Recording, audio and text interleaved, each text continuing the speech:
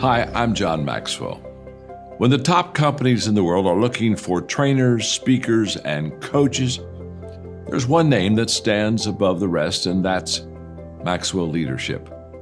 Our certified team members have gotten proven results for companies all over the globe, and our reputation, I'm proud to say, is second to none.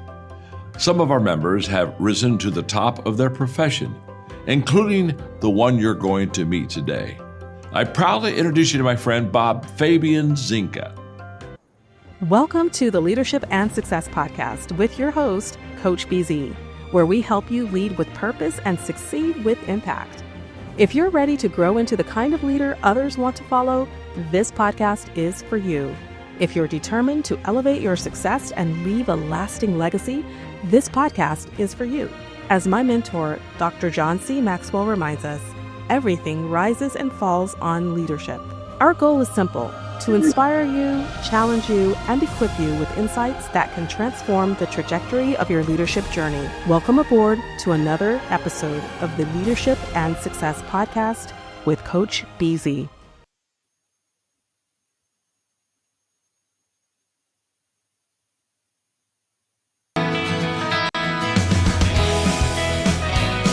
Until I took actions, I didn't even realize and learn, what good looked like, what great looked like. I don't want to downplay the fact, there are chances that you can lose money, but I equate it with the same thing as stocks. When I purchased certain stock, and I'm going to totally pick on Disney here. I bought Disney stock about 3 years ago.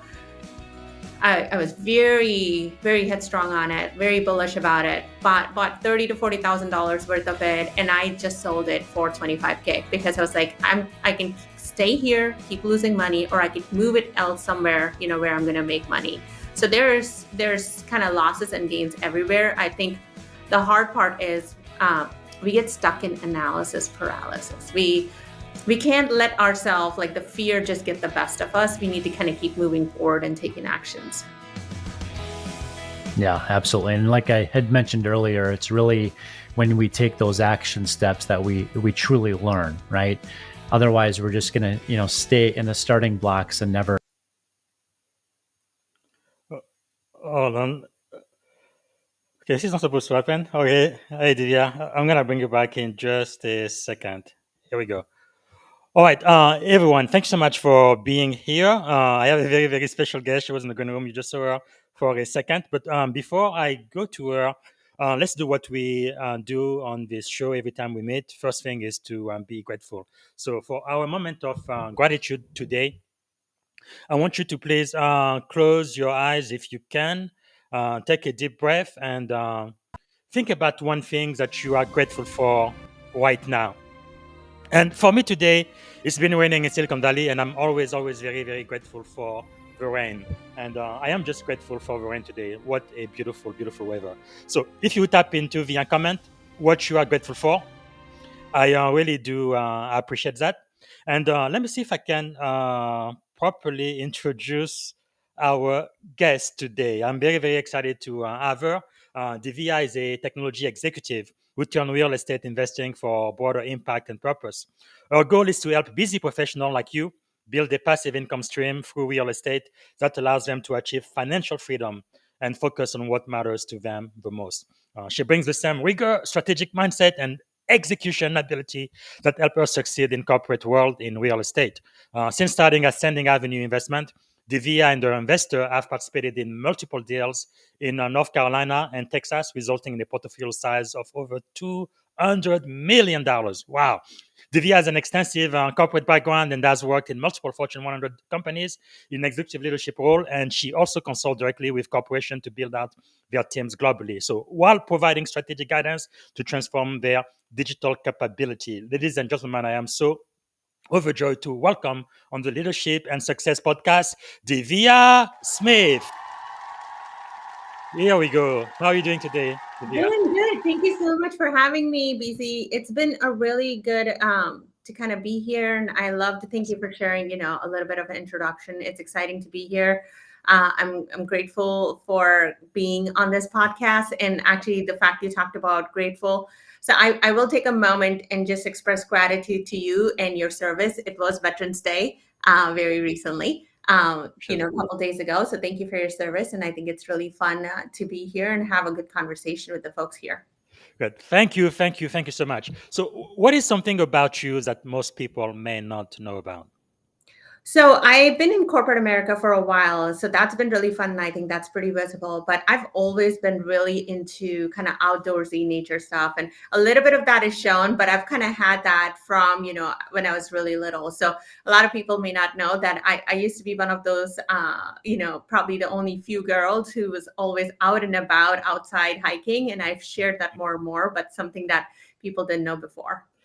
That is really fantastic. Can you tell us a little bit about your leadership journey? How you came to become such a wonderful investor? How it all got started for you? Yes, absolutely. So happy to share my background. So, like many engineers, I come from an Indian descent, and I was given, hey, either you can be a doctor or an engineer. Of course, I went the engineering route because the sight of blood was a little bit difficult for me. So I didn't end up in that direction. So started out in technology, and that's kind of how my career grew. I was a good developer, but not the great developer, but I was a better leader. So quickly, within about 3 to 4 years of my roles, I continued to be in the leadership path. And that's where I have led on, many teams. I worked at Target Corporation, then Mhm. worked at UnitedHealth Group, Hilton, US Bank. So I've worked at some really large companies.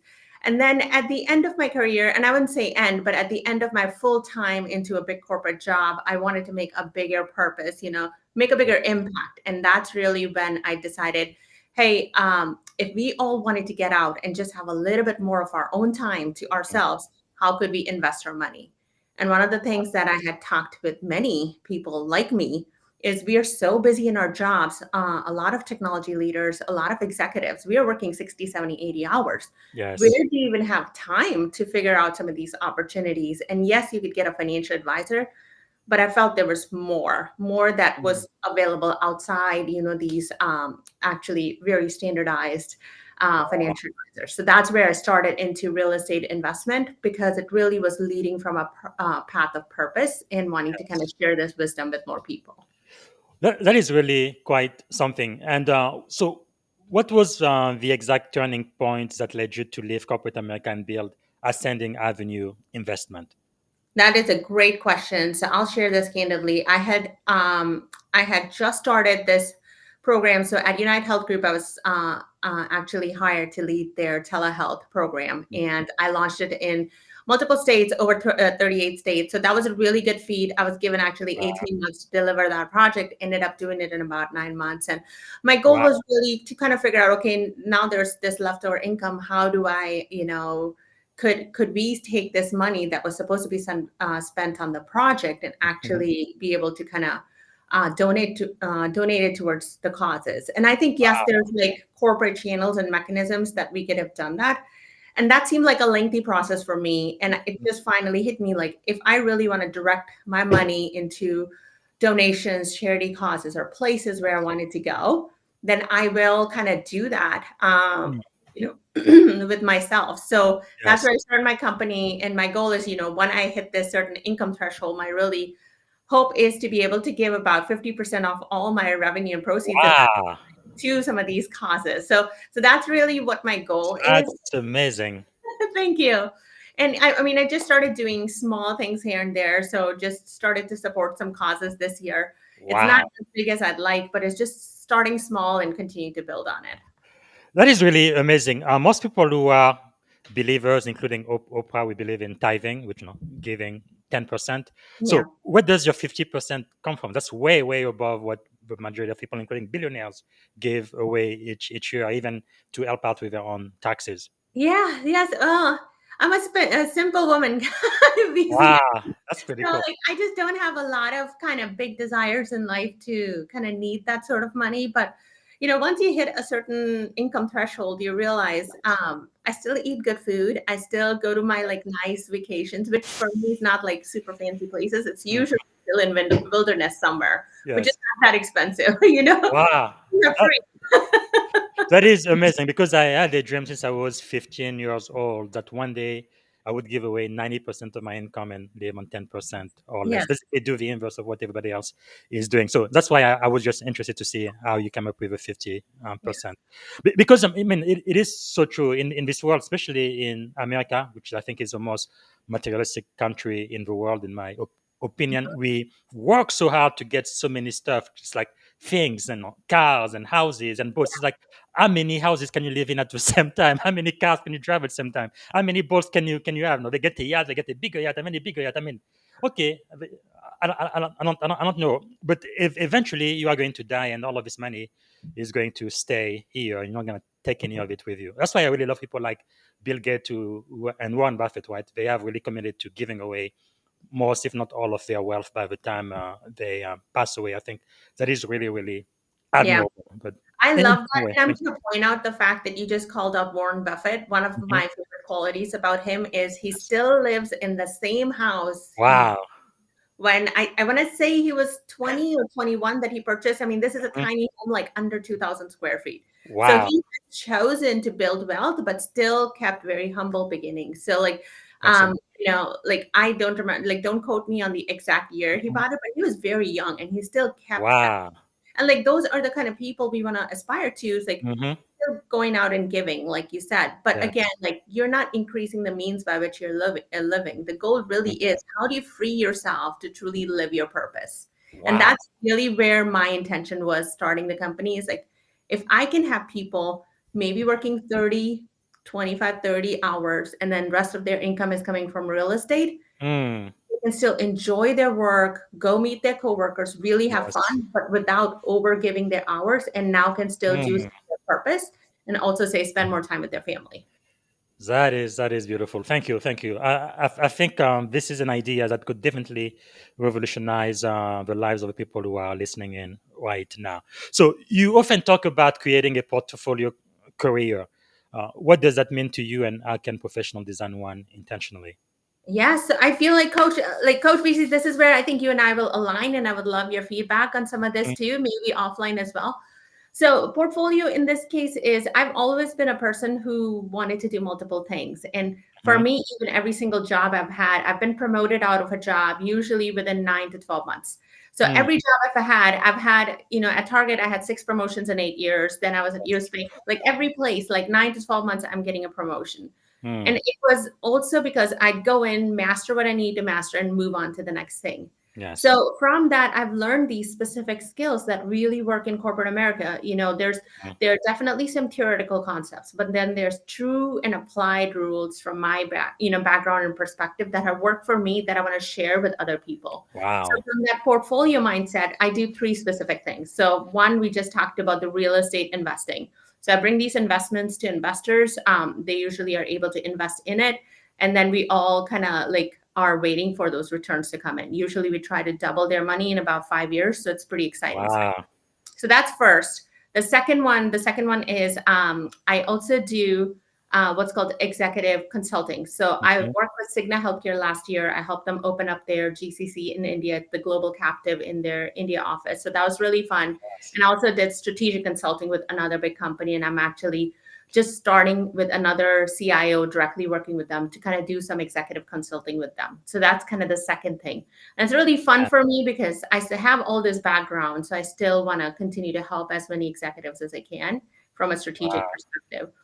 That, And that is that is really awesome. Part of the reason why I was really excited to yeah, have you on the show. Sometimes I joke with my wife, if it wasn't for our dog, right, I would be the only male in my household. But it is really wonderful to see women like kicking it and doing so well. And part of the reason why I do this, I really want to put the spotlight on you because sometimes I think you are unsung heroes, and I'm always looking for mentor or model for my two daughter, where they can see. People who kind of look like them who are doing great things. So how did your early experiences in technology, leadership, and global operation kind of shape your entrepreneurial mindset? yeah. So um, from all the experiences that I've had, there has always been a need to kind of build new and drive new things and changes. And I think all of them have kind of helped me continue to build and be comfortable with being uncomfortable. I think that is a Mm. trait that we don't talk about enough. And that Right. is kind of where it has allowed me now to pivot into my third thing, which I was going to share with you in my portfolio career, is about coaching. So I Mm, really like, and this is where you and I may align, in some ways. I have looked into Maxwell many times. I've actually yes. attended a couple programs by him as well. And there are certain things that we do from a coaching perspective. And I really wanted to give everybody, like, here is a 12-week crash course. I'm going to go through Mm, week by week every single thing you need to do, from networking to branding to putting yourself out there, doing the hard conversations, yeah. really doing conflict resolution, leadership skills, executive presence, Mm, all of it in one place, so that in 12 weeks you wow. walk out and you're a different person. And that's really my goal. That's And amazing. hopefully I'll get to kind of share more details with you Yeah. later. No, that is really amazing. I want you to say what you said earlier one more time: Yeah. being comfortable, being uncomfortable. That is so key, especially right now, 2025, with all of the emerging tech and things changing. Sometimes it looks like, the world is changing overnight. And I feel like that's really a skill everybody needs to have. Not have all of the answers, but no, but have a sense of where uh, their direction should be, and what is the purpose of their life, kind of what direction they should be heading to. Can you tell us a little bit more about that? Yeah, so it being uncomfortable, and I think that's a skill we don't talk about enough, right? So you start Mm, out on a brand new team, you're starting in a brand new company. There's a lot you don't know, but then there's things that you know. And one of the things that, depending on, again, who the person is, right? So mhm, either you're very confident about what you know, and then you turn off all the leaders around you because they're like, well, this is an entitled person. They think that they know it all. So now mm, you've not really embraced the newness of the culture and the team, but also learning kind of what they have to offer. And then yes. there's the opposite, which is, hey, I'm brand new. I don't know much at all. And now they're looking for everybody else to help them. Well, Mm, that's not the case either, because now if you think about it, you come with a skill set and strengths, and that's why you got hired. So now, yes. start leaning with those strengths and, fill in the gaps as you need. Mm, There's two different ways to think about kind of being uncomfortable. And I think just knowing that, so that's the intellectual yes. uncomfortableness. But I feel like there's a little bit more. There's the personal uncomfortableness, then there's Mhm, also like health pursuits or like goals. So there's different goals that you yes. can set that help you kind of be uncomfortable. And I feel like we need to Mm. constantly be like looking at one of those goals to kind of keep helping us grow. Wow, that is really, really insightful. Thank you so much for sharing that. I think that's worth the price of a ticket. I was listening right now. I would have come to this podcast just to hear that. Thank you. So you've also said build people and they will build the business. So what does that look like in practice when leading teams across continent like you've had to do? Yeah, share a little bit more what you mean by that specifically. So like in what specific regard? No, it's something I read in one of your article where you were saying, yeah, building business is great, but you were really emphasizing the key was to actually build the people, and as you build them, then the people will be building the Yeah. business. I guess part of the thing I've learned, I've been in Silicon Valley for about 11 years now, and almost every companies I've worked for, they say our people are our secret strength and blah, blah, blah, our most valuable asset. But the very first chance they get to lay a bunch of people off to make an extra dollar, they absolutely will do it. So it's a bunch of talk, but not much action to support what they actually say their core values are. But anyway, I just wanted to get your perspective on building people to actually build the business. Yeah, so there's a couple ways to think about it, right? So one is from the person, let's say the CEO, the owner of the business. Hmm. You're always looking for the right talent that can help you continue to grow the business. Now, in Yes. their mind, there's one goal, which is growing the business. But ideally, there should be two goals, which is growing the business and growing the people with it. And if you continue to help grow the people, I think the part that has been, this is the value I feel like that's lost in time right now, which is loyalty, and loyalty from both ends, right? As employees, people are a lot more willing to kind of go look for new jobs. If things are not working Mhm. out there, it's just harder for them to kind of stick it out. And employers the same way. Like employers are not, sticking out for their employees hard enough because things get Yeah. difficult. They're like, we'll just hire somebody new. So it's become a bit more transactional. I feel like that's where the loyalty is lost. So Mm. that's kind of what I meant by that specific article, is when you start to invest both ways, right? People will stick with you in the hard time if you invest with them into their growth as well. So it has to Wow. be kind of both ways. And I feel like that skill that used to be there, that loyalty Mhm. used to be there, is gone. And it doesn't mean that you have to work at a company 30, 35 years. Good leaders know that it's time for you to move on at a certain point in time, but Wow. still kind of being consistent, kind of providing that value to each other. Wow, that is really insightful. So, from your experience, you've done this globally, Fortune 1000 company, where you've helped develop the vision and then drive the execution. So, how do you balance vision and execution, especially when driving transformation in large organization? So that's a great question. And that's actually one of the biggest reason I get hired most of the times when I'm doing some of the consulting work is there's very few far between leaders who are looking at the vision, which is long term. And let's say this is 3 to 5 years. Usually, because we are changing so quickly, we used to kind of look at the horizon of 5 years. I've kind of brought it down to 3 years because if you can't deliver in three Mhm. years, things have dramatically changed after that. Yes. If 3 years, that's your vision, the execution part comes when you're very clear about what are those smaller tasks that are leading up to that 5 year goal, right? So being able to clearly identify not only the long-term kind of vision, but then breaking down the strategy to say, okay, if I need to execute in 3 to 6 months, what are my achievable goal and what are specific key metrics that will get me to that 3 year goal? So that's really how I would kind of define and kind of split the two. Wow. Thank you so much. So you've led major digital transformation effort. I know you've built Hilton's global site to launching Optum's virtual care solutions. What are the biggest leadership challenges in digital innovation, in your opinion? So the digital, as you can imagine, constantly changing, right? And so it ends up becoming about how are you putting the person in front of the digital. So whether that be a customer, client, guest, whatever you call it, every company I've worked at, they called it different, Hmm. right? Whether it is the person who's holding the account in case of US Bank, whether it's the customer who's walking into, an office or a client or a guest who's walking into Target. So Yes. no matter what, you have to see things from their lens. And end of the day, it needs to be convenient for them. It needs to be Mm-hmm. easy and reasonable for them. So in digital, we still think about step by step, moving from one to the next to the next. That is all well and great when Mm-hmm. we are coding it, programming it behind the scenes, and creating solutions. But that is not okay when you look at it from a user standpoint. So can 8 or 10 of those steps be combined into 2, 3, and only there's 2 or 3 steps that the person from the consumer side actually sees. So that's really the Wow. biggest concern. I really like that you go back to the human. You said the human standpoint. How can leaders ensure technology transformation aligns with human transformation as well? Correct. Yeah. I mean that's exactly it. End of the day, technology is technology and it doesn't have much emotion. It's going to do what it needs to do the way it's programmed. How Wow. do you now take the emotion that comes with human if somebody's looking to buy something really quick because they forgot their kids soccer, soccer Yeah. matches tomorrow and they need something just like as quickly as today or tomorrow? How do you kind of like facilitate that like process really quickly?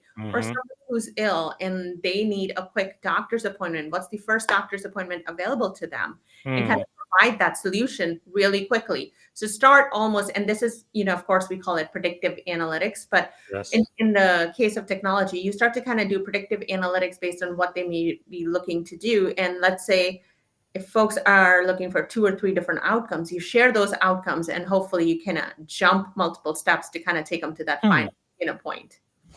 That is quite fascinating. So, in your view, what separates organizations that do digital from the organizations that truly become digital? Yeah. So, I don't know if many folks knew, but I will share this. This is public information. But at one point in time, Target website was run by Amazon. Wow. So this is year 1998, 99, like pretty early even 2000s. And so it started out then very early. Digital sites were launched, and right about year 2008, 2009, like roughly when the separation started to happen. And of Hmm. course, at that time, Amazon was not big. If you start looking at revenue of Yes. Amazon, it was a hockey stick, but the hockey stick came right about like 2011, 12, then they started Hmm. to. Um, So with what you said, right, like some companies did really well. I mean, if you look at Amazon, and I'm not going to take example of Target, Target's done really well in certain spaces as well, Mhm. but Amazon specifically, they were not digital, but they focused first on how do we make things convenient for our customers. Mm, So they're one of their core values is super easy, super convenient. So yes, they show you right away, here are all the items you've purchased in the last, a few months. Like, do you want one click buy? Like, I have not still yet seen that in many other companies. yes, So they're truly leading yes. from a digital transformation, and they make it super Wow. easy to kind of be able to kind of take it to next level. That's pretty cool because I know one of the core values for Amazon they really try to live by it is customer obsession, right? They are absolutely completely obsessed by their customers, and many times the customers feel it. And I guess another way to say it is, even as they are one of the biggest companies in the world today, they still try to run themselves like a startup in some ways. But wow, that is quite amazing. So, what about emerging technology, artificial intelligence, automation, and data? How have those shaped your approach to leadership and decision making today? Yeah, so a few different ways. I think I'll share a little bit even entrepreneur side, but then also from a leadership technology standpoint. Mhm. I think people talk about AI now like it's a buzzword and it still continues to be a buzzword, but there's truly reality between like the LLMs, like the large language models, and then specifically say machine learning projects and automation, right? They all are different, they all have different purposes. One of the key things I every single time I'm working with a company, my focus is to say, what is the need that you have, because you Yes. cannot like put a solution on top if you don't have a very clear need identified, Mm. what goals you need to deliver using that technology. So that's one piece. I Wow. think that's always being very clear about what are the goals and the metrics you're looking for. Yes. From an entrepreneurial standpoint, it's been fantastic because I don't have to ask really for, compliance permission for what Hmm. tools to use. So I use over, and I actually was counting yesterday, over 9 or 10 tools that are all like AI related tools to kind of help me run Wow. my business. It can go from anywhere to automating certain tasks to kind of Mhm. doing certain things on social media. Even though I'm active on Wow. social media, it's actually not me sometimes in Mhm. there. I write everything. So all the content you see, it's written by me. But some of Yes. the additional steps that are being handled, that's Mhm. handled by AI. Wow. So like that is kind of the space where we are playing, is really being very clear in what your value proposition is. For me, it's Yes. about the right stories and the right Yes. content, and then the rest can be handled by others. But you have to Wow. figure out what it means for you. That is really interesting. I'm really glad I am living in the 21st century. What a very exciting time to live in. Even on this podcast, I use AI for a couple of things. But one thing, every time I speak to someone who's from another country or who has another language, I always translate what I am doing in their language. I have like a AI made summary of the podcast in their original language. So far, we've done it in French, which is my native language. We've done it in Spanish. We've done it in Portuguese as well, which is pretty interesting. Now, I kind of understand Spanish a little bit, but Portuguese I have absolutely no idea. But when the AI does it, it sounds just like native people. It's just extraordinary. So let's talk about investing just a little bit. When we started, I played a short clip of you talking about the fear of investing, which a lot of people have. So many professionals they do want to invest, but sometimes they just feel overwhelmed, right? So you are an investment guru. So what are three mindset shift you think professional need to make to start building wealth intentionally? Yes, absolutely. A couple things I would share. Building wealth is critical for freeing yourself in future, right? So what I think about is what actions or steps do I need to take today in order for me to free myself in 5 years, or where I want to be in 5 to 10 years. Most of the investments that we do, and if you like Warren Buffett, we just took his example, and there's, like you look at from the investment world, they all have made bets 5 to 10 years prior to which they Mm, reap the rewards about 5 to 10 years later. And that's wow. really how you need to think about it. So what I recommend to folks who are even learning about investments is like, hey, you don't need to go hot and heavy and like invest all like this year and then you have nothing left. Start Mm, every year. Do one investment every year that you hope to kind of get benefits in about 3 to 5 years from now, and then you can continue that cycle. And once you start to see returns, then you can take those returns, either take some or reinvest. And like now you're having a snowball effect before you yeah. know it. And Compounding effect. Yeah. Right. And I've seen that snowball effect as I've done my projections in about 10 years, like that's going to be in a different place, and that's okay. But Wow. that's really what I want folks to think about is think about what risk you're willing to take today, especially because you know your strengths, you know your skill sets.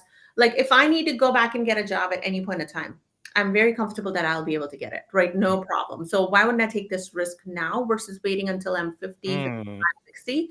When it's going to be a lot harder for me to get a job. One, I'm hitting a new age bracket, and a lot yeah. of companies won't hire. Like we don't talk about that enough, and that's a whole another topic we can Mhm. talk about. But do things that you're very comfortable with today, and you got to have strength, and like you got to have faith in your skills and your strengths and be able to Yes. kind of leverage that today.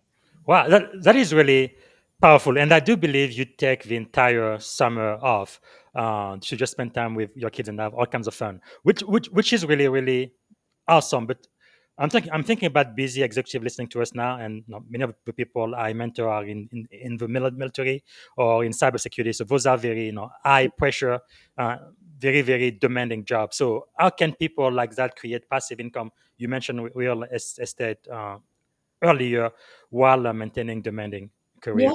Yes. Okay. So happy to share a little bit more about kind of what kind of opportunities we provide. So we tend to buy like these large scale apartment buildings, and instead of you managing it personally, so I used to manage one myself. It was too much Mhm. headache, too much work. I also realized in the process that I don't do very well with emotional drama. So Yes. this is where like hiring a property management was very helpful. So kind of clear, business communication and direction. So this is where somebody else is managing it for you, Mhm. somebody else is finding these opportunities. So not all opportunities are positive, right? I know people who have bought Airbnbs. I know people who have bought these properties thinking that they will appreciate crazy like they have been Mhm. in last few years.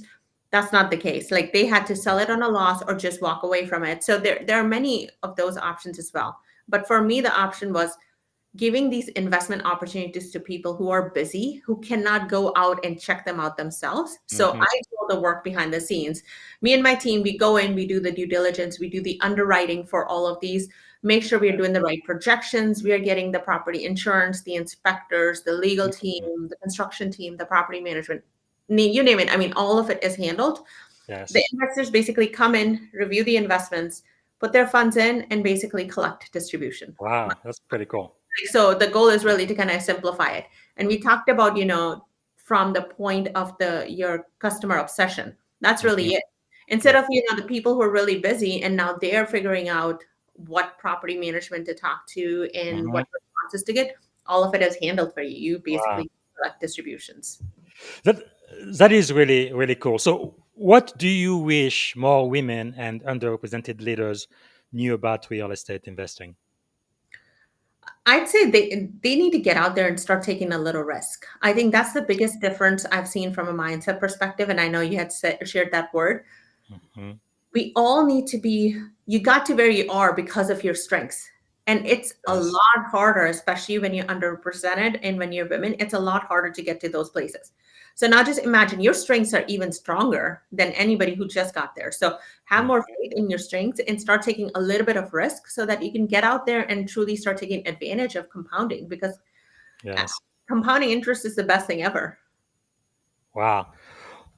That is that is quite amazing. I really appreciate all of the work you do because you are also a career coach. So you help mid-level leaders get unstuck and gain clarity.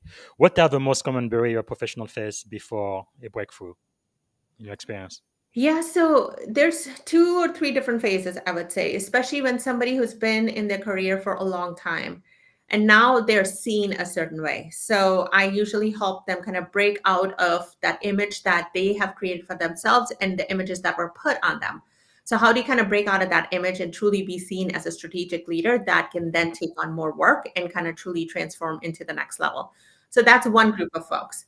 The other is when, and this happened to me a lot, when you tend to be a little bit younger than most of the other peers around you, I think you're seen a little bit differently. And so, how do you kind of continue to portray yourself as being professional, being sophisticated enough to understand strategy and then really focus on execution. So I help kind of put strategies for those folks as well, so that you can continue to kind of grow in your career from that perspective as well. Wow, And then the fantastic. third folks is people who are transitioning. So let's say I have somebody, she was in sales and she's like, sales is great. I've done account management stuff, but now I want to move on into this different role.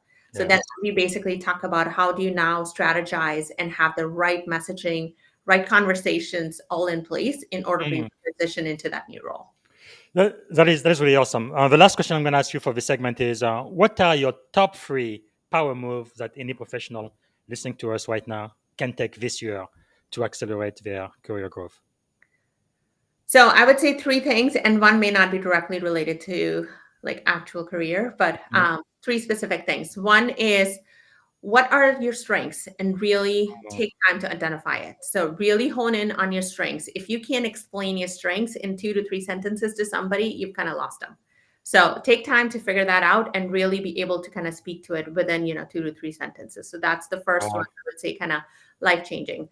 Second, I would say, is for you to read less, watch less videos, and do. Mhm. So that would be number two, which is execute more, do more, learn through actual practice, not by watching or not by reading, because a lot of us get stuck into just reading or Mhm. really taking in. So our input is too much, but not enough output. So that would be my second challenge. And third one, and it's a little bit more personal, which is I learned, I would say about 7 to 8 years ago, as I started on my own journey, is figure out a physical pursuit. Because Mm. taking on a physical challenge is one thing that nobody can help you with. Your body has to do the work. And when you start Yes. doing that physical pursuit or work, you really start to see it helps affect your confidence level as well, because nobody else Wow. in that. So it's not related, but I think it makes a big difference in kind of the confidence and kind of the growth you're looking for. Wow, that is pretty cool. Thank you. Thanks so much for sharing that. So we're gonna get over to the second segment of the show where I mostly focus on leadership. If you can maybe share with us, what is the greatest lesson you think you've ever learned, just in life, in leadership or career? Yes, I would say the greatest lesson, and also my pet peeve at this point, is there are a lot of people who talk a really big game. There are a lot of people who talk really big words, but there's few who actually follow through in action. So it's Mm. great, be a great listener, but focus on the actions. So that is kind of what I would say. Focus on people's actions, because they'll show you through Yes. actions what they truly want to do Hmm. That is powerful. Action speaks louder than words. every That time, is so true. every time. Wow. So, what do you think is the secret to your success? You've had great success in corporate America, entrepreneurship, investing. Why do you think that is? I think it's persistence. And I'll share just a little bit more detail on that. So I grew up in a very, I'd say, small household, not much for income.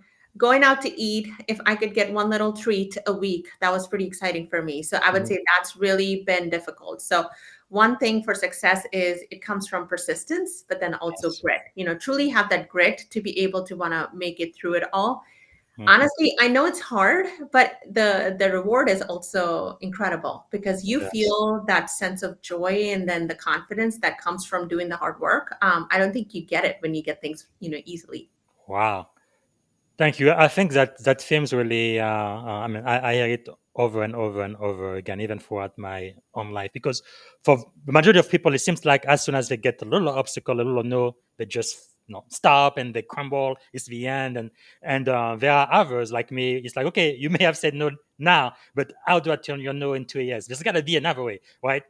There is a challenge here, but maybe I need to blow up that wall or get under it, over it, or do something. But there's got to be a way for me to go from point A to point B. I will just not take no for an answer. And I feel like that mindset sometimes is really what you need in order to be able to go through some challenges that, for whatever reason, destroys the majority of people. But then there are other people, they go through it and they just get stronger and they have more purpose, and they just get better and better. So that's pretty interesting to see. So what do you think is the greatest leadership advice you've received so far? Greatest leadership advice. I would say probably focus on what brings you the most, not just joy, but contentment. Mm, And joy, I think, is overused. Contentment, I can live with, right? So this is like peaceful. And yes. I have found when I'm able to help others, and this is where like I continue to move on into coaching, and then that's why I jumped Mhm. into investment. I was the most content when I was able to uplift even one life. So Wow. for me, if I can have a positive conversation, a positive impact, for me, that was incredible. So whatever brings you that contentment, focus on that. Yeah, that's also why you give away 50% of your income. You are crazy, but you make such a huge, huge difference. Wow, that is incredible. So, as a leader, what are you learning right now? I know leaders are learners. What you learning now? So a couple things. There are a couple leadership books, more so from a life coaching standpoint that I'm kind of researching and learning. There Mhm. are a couple AI tools I'm learning as well, so more on that. And then there's just a little bit more revolutionary sort of books, a little I'd say kind of put you on the edge sort of money making books that I'm also reading to kind of just see a different perspective. I feel like I look Yes. at things one way and I'm always trying to see, okay, let's take my understanding, turn it upside down, and how can I be challenged? So Yes. that's kind of Wow. Okay, so let's talk about failure for just a second. One of my favorite commanding officer gave me this coin. One side it says success, the other side it says failure. Right? Success, failure, two sides of the same coin. We know all about your successes, but what about failure? How has failure shaped your life? the see the interesting thing, just to mention Coach Beasy, is I feel we define failure differently than Mm. like many people, right? So for me, failure just means there's another yes coming. So, and I'll just share Wow. a very simple example. I was a freshman in college. This is when I had just moved from India. I'm 18 years old. I had only about $5,000 for my college tuition. So I had been working 40 hours a week. I still didn't have enough money to pay my next semester's college tuition. And for me, that was very purposeful that I should be able to pay for it, not take loans. I had applied that year to 84 different companies. And this is when I used to live in Minneapolis. 84 different companies had applied for internship. Now, like, seriously, I'm a freshman, right? So very difficult for me to kind of get. I had just completed my first year. I'm looking for an internship right after my freshman year. 84 places, two companies called back. One I only did in-person interview. That in-person interview was at Target Corporation. I was supposed to have four different interviews with four different managers, 30 minutes with each. They all four walked in, and these are middle-aged white guys. I'm 18 years old, by the way. So just like you can Mhm. just look at this. Four guys sitting in front of me and said, "We're short on time, so we all going to meet with you in one shot. We have Wow. going on." And here I'm panicking, right? Of course. I did the 45-minute interview with all of them, answered their questions, shared what I had done, and I get a call back from HR. And of course, I'm like, "Yep, didn't get it. Like, didn't happen." And she's like, Mm. "They would love to have you. You're the only person who showed, demonstrated, a great attitude. They loved your Wow. positivity. They loved your energy." The interesting thing, coach, in all this, they didn't talk about what I knew or didn't know. They Mhm. talked about my positivity and my attitude. So I share Wow. the story as it is an example how far your mindset and attitude can take you. And it is not about, just the failures. So if I focus on the 83 rejection letters, and this is a time when you in mail rejection letters. So I'm like getting rejection letter after rejection letter. I'm like, I'm Yeah. not giving up. I just keep applying. Every week I'm applying 20 places. Um, Wow. so this is failure, right? But the success comes after failure. So after 83 rejections, the 84th for me was Wow. place. That is amazing. We must have come to the US around the same time. I was 17 years old when I came to this country, and a year later, I tried to get a job, any job whatsoever. But I think I applied probably for 200 jobs. But one of the biggest issue I had, it was okay.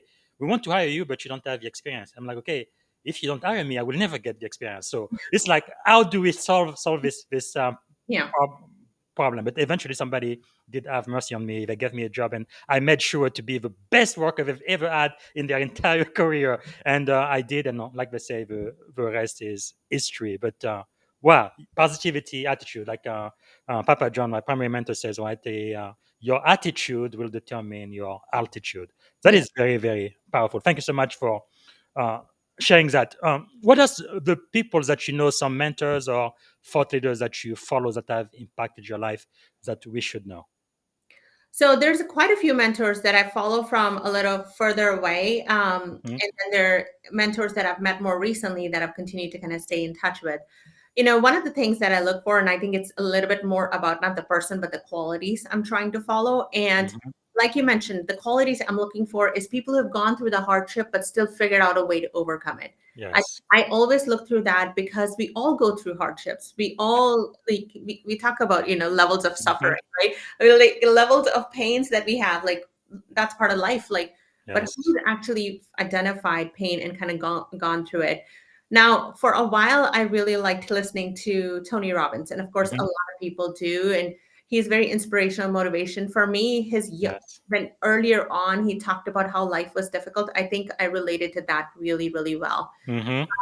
Another woman, Indra Nooyi, I loved following her in her career as well. One of the interesting things that I took away from Indra is she had a very different upbringing.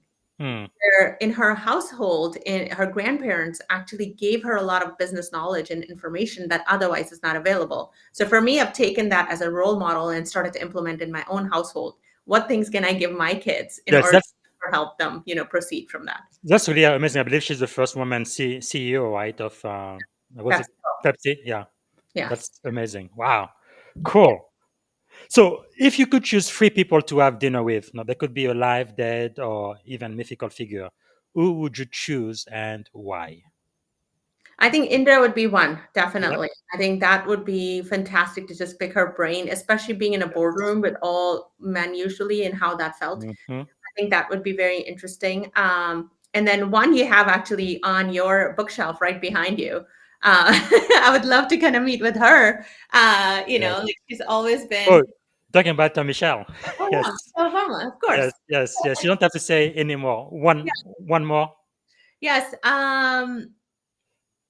I think another person could be Tim Ferriss.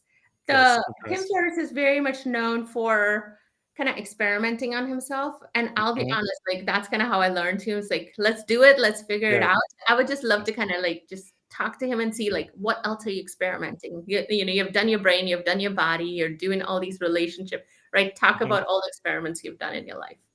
All right. Which books you've read that you would like to recommend to the audience? And your favorite book?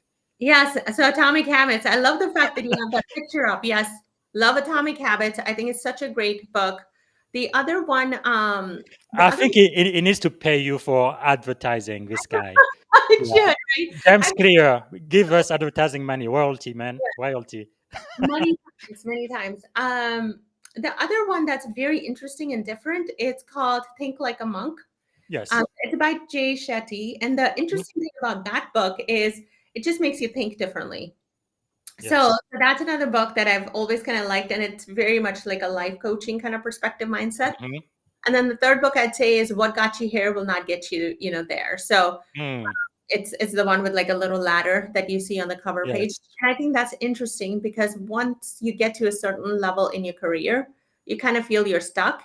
And Mm. whatever got you there will not get you to the next level. And I think that's really the focus that I want people to Yes. kind of take from that is you need to start thinking of strategy and vision a little Mm. differently than just pure execution. So how do you kind of get to that next level? That is powerful. Thank you so much for sharing that. So, is there a movie, a song, or a book that you would consider your life's theme or anthem? Oh gosh. Hmm. Oh my gosh, the only songs coming to my mind is Disney songs. So, this is how much impact my kids have had on me. Disney is perfectly fine. A lot of the songs are very positive. Now, I am a musician, and I think music is extremely powerful. Almost Yes, all of the major milestones in my life, I remember the soundtrack that was playing in my mind during yes. those times, and I will share the new sometimes very inspirational too. But yeah, yeah, anyway, yeah. I will share the newest one. So the movie, the K-pop movie, The Huntrix that just came out, Going hmm, Up, Up. I love that song. So I don't know if you've heard or seen that, but it's really fun and everybody can kind of like move along with the beat. But yes, it kind of gets you really excited. So those are the songs I end up liking, is that gets you motivated and inspired to kind of be more and do more. Wow, that is really cool. Say the name of the K-pop movie again, please. It's called Huntrix. Oh, okay, okay. This is what's very interesting. I have two black girls in my home, African American, but they're all into K-pop. And Yeah. what really shocked me, I was in Paris. It was 2 years ago. Now, my cousin and nieces, here they are, black, African, French, citizen singing and dancing K-pop music, like in Korean. I'm like, I can't believe it. Like my own daughter understands Korean pretty well. I told you I use AI to translate Yeah. a lot of my show. She was able to translate to me from Korean Wow. back to English, and I'm just blown away. Wow. Because when I was growing up, especially American, usually it's Black American music that's exported around the world. So I've Yeah. never really seen American kids, dancing and listening to foreign music, but K-pop has really pierce through. I know. Yeah. I think BTS, one of the biggest band. I think they're coming to the Bay Area next year, and my daughter is already on top of it. She's gonna make sure to get tickets. But it's just amazing to see. That's what I'm talking about, right? The power of music, the power of the Yeah. sound. Wow, powerful. Okay, what have you done that we should do as well? Things that have positively impacted your life or your career. I just leave with this one simple thing, which is if you're thinking to do something, do it. Hmm. Do it. And Wow. this is why I love Nike. I'm like, I think they have the best brand code in history. Just do it. Yes. Just Wow. That is powerful. yeah. Just do it. Yeah, and I also like when you talk about fear. Even my mentor Shelly Archambault, she had a post today on LinkedIn where she talked about fear, where you still have to feel the fear, but do it anyway. I think that's really what stops the great majority of people. They just feel fear and then they just don't do anything. They're like paralysis by analysis. But Yes. uh, but if you do something, you may not always be successful, but at least you have a chance, right? You have an opportunity.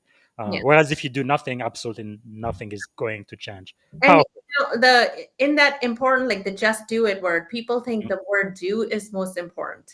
Mm-hmm. That is not the most important word. The important word is just. Wow.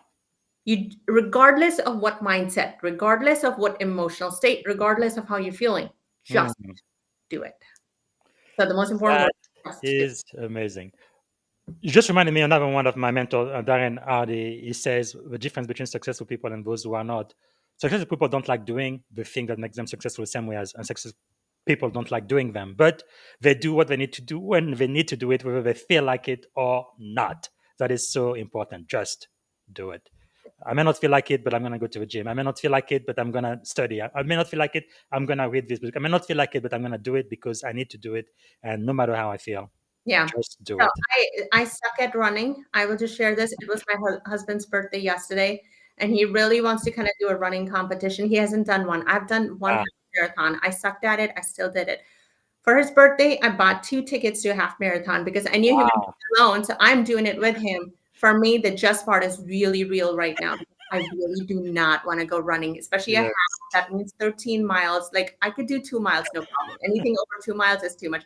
5K is pushing it. So Wow. going to really require a lot of mental, attitude and strength and whatnot. Yes. And I just need to do it. So Yes. Yeah, yeah. You remember me? I was a couch potato when I joined the Navy 21 years ago. I remember when I ran my first mile and a half. I mean, I thought I was going to die. But after boot camp, I was able to do it in 10 minutes and 45 seconds. But that very first time, yeah, I think I actually passed out. If I remember, the first time I tried to run a mile and a half, they had to send in the anchor man and the medical team to come help me out. But basically, I felt like I was going to have a heart attack, but the problem is, no, it wasn't a heart attack. I just was too couch potato-ish, right? I just wasn't moving at all. And when my body started getting into movement, I felt like I was going to die. But the truth is, no, I was just out of shape. But anyway, the Navy fixed it for me. But important. Oh, all right. So we only have. Can I get 5 more minutes? yeah. Please. Okay, thank you. Thank you. We almost at the very end. So let me ask you this. If you had one and only one day to live, what would you have liked your final contribution to be? If I only had one day to live, I'd want to make as many people smile as possible. Just Wow, forget about their worries and just smile. that's powerful. Powerful. Thank you. And if you had a magic wand and you could solve any problem, when you wake up in the morning, what is one problem you would like to solve? Give people a purpose. Everybody have a purpose. Nothing is too small. Powerful. Powerful. All right. So we've come to the end of the show. That's where I ask you, what can we do for you? How can we add value back to you, Coach Divya? Yes, I would. So, if there are folks in your network or anybody who's listening, and you are like, hey, I would love to kind of be part of that coaching 12-week cohort program, would love for you to reach out. It will only be 10 spots. So, I already have 3 claimed and I haven't even officially launched. It Wow. officially launches next week. So, that's really my purpose, is to help people, but also in a close knit small group so that we can Mhm. help you think about your next level and, project your growth. So, that would be the biggest thing. And follow me on Instagram, invest with Divya. And then if you're ever interested in real estate, we can have a conversation about that too. Fantastic. Do you have a website they can go to enroll in your coaching program? For now, they can message me, but the website is launching on Monday. Okay, fantastic.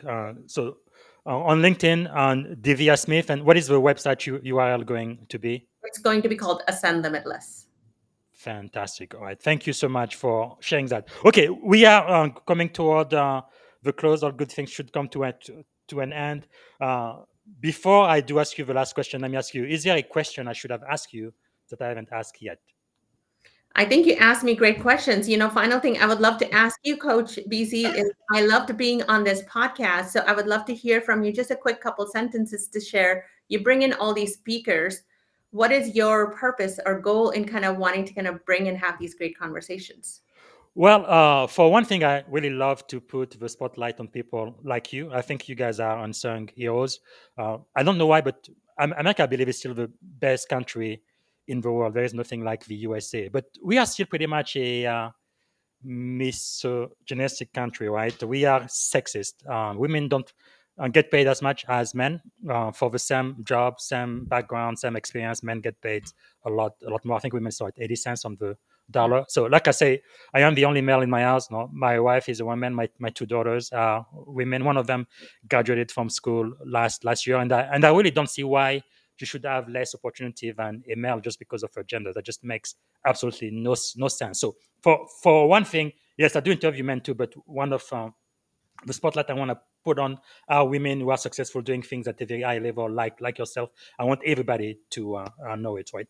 I maxed out on my LinkedIn connections. I have 30,000 first degree connection, plus another 34 plus thousand who follow me. So about 64,000 people also might have a chance to listen to you and know what you do, and hopefully be in your coaching class or do business with you. But I just want to celebrate you, and that's part of the reason why I do this. But another part too is my primary mentor, Dr. Maxwell, taught us that once you test significance, success will no longer satisfy. I think for most people, they want to be successful, and success means different things to different people. But generally speaking, when you're just getting started in life, you want to have a car, you want to have a house, you want to have all of these things, saying me, myself, and I promoted and so forth. So I started at the very bottom in the Navy. What I was an E1, seaman recruit. Today, I am toward the very, very top. I am a senior officer in the most powerful Navy in the world. In technology, I started at the very bottom. I was an intern. Like I told you, I was trying to look for a job. I applied for all of the jobs. Nobody would give me a chance until one woman, I still remember her, right? Even today, I am still in touch with that woman because she completely changed my life.